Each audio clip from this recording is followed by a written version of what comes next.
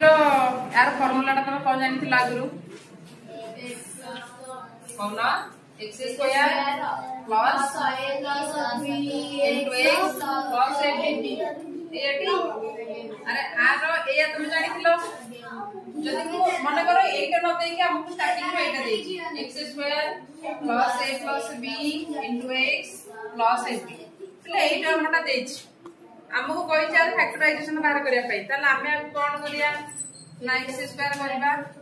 x टा कथरे कोन करबा multiply करबा ताले a plus xb plus ab ना जे ए तीटा भितरु कॉमन टर्म किए से x कॉमन ले रहबो केते x प्लस a आंक भितरु किए से कॉमन टर्म टा ताले रहिला केते x प्लस a ताले एगेन पुनी आंक दी ए जो दीटा फैक्टर भीतर कॉमन के रहला x प्लस a ताले फर्स्ट रहला x प्लस सेकंड रहला b पिला हम जोठु जाइथिले सेठी आसी पहुंचले याकु ही कहा जाए फैक्टर अर्थ ए टर्म रो ए दीटा हला कोन गोटे गोटे फैक्टर ताले हमको जदी देइथिबो हमें एई भले आकार रे भांगिबा ताले बुझलो जदी मु तुमको क्वेश्चन गोटे कहूची देछि क्वेश्चन हम गोटे